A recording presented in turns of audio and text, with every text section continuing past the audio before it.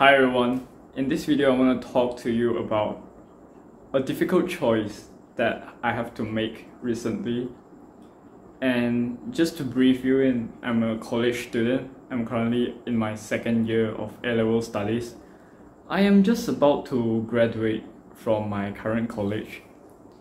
I'm in A-level college and I'm going to pursue an undergraduate degree. So I have a dilemma. So my first option would be to take a gap year and to reapply to the universities that I want to get in again. So that would take around half a year, or perhaps more than half a year around. And second choice is to not take a gap year. Okay, so the reason I am in such a position is that currently I applied to 5 UK universities through UCAS.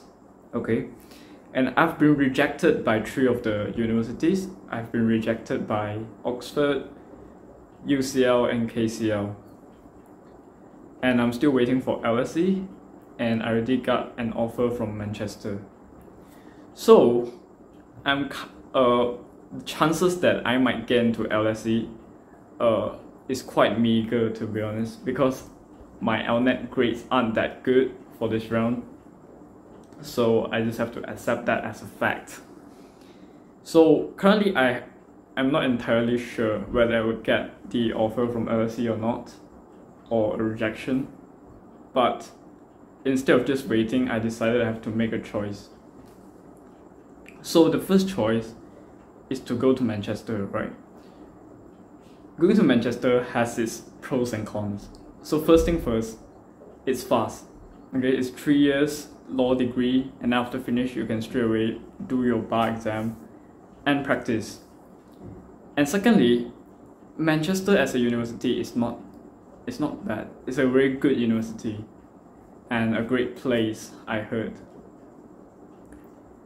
So if I'm going to Manchester, I will probably study a year in Malaysia and then transfer there to pursue the second and the third year of my undergraduate degree. So that's one of my options. My alternative is to study for another year, take out a new subject, which I think would be history. I'm going to take up history and then study hard for it, get good grades, and then take my LNET again, take SAT, and this year I'm going to apply to universities in 3 countries. So I'm going to apply to UK, US, and Singapore. So there are some good sides and bad sides to this. First of all, I'll talk about the bad sides to this first. First thing, it costs money. Okay, because you have to learn history starting from scratch, and you have to pay your tuition fees, you have to pay your exam fees, and also you have to pay fees for the university to give you extra service, such as writing your predicted grades and reference. And then second point is you have to spend more time, and you're stuck in this college phase. Okay, so it takes another year before you can get into any university, so you have to wait for a decision to come true. And the third point will be that this is risky.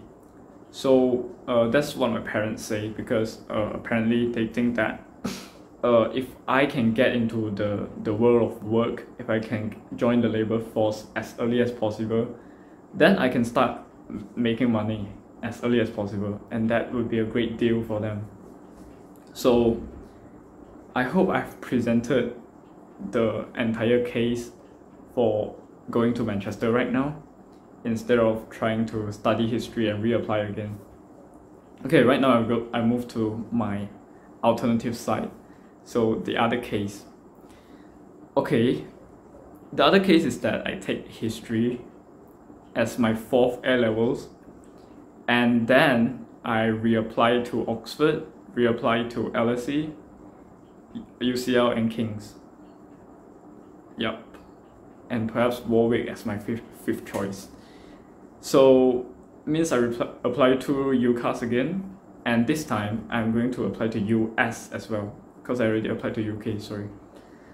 So if I apply to US, I need to sit for SAT, and I have to apply through Common App. I'm going to apply to Harvard, Yale, Stanford, and Columbia.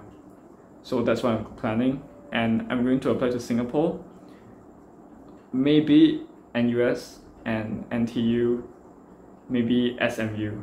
So these are the countries that I think most likely I will go.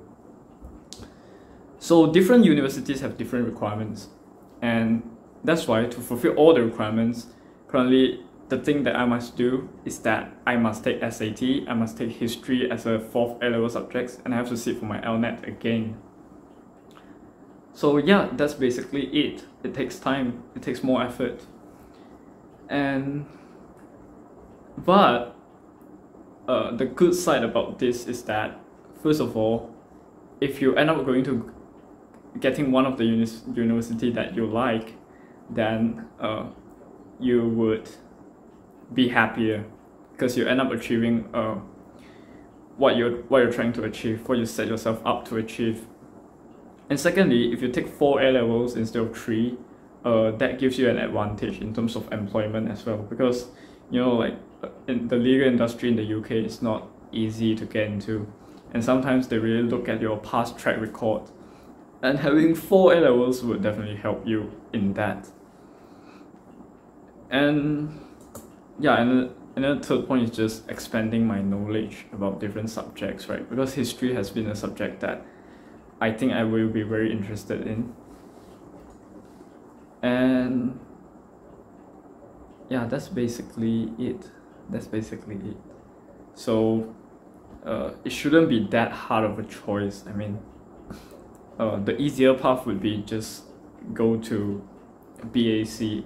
I mean, it's a college in Malaysia, and then transfer to Manchester in the 2nd year.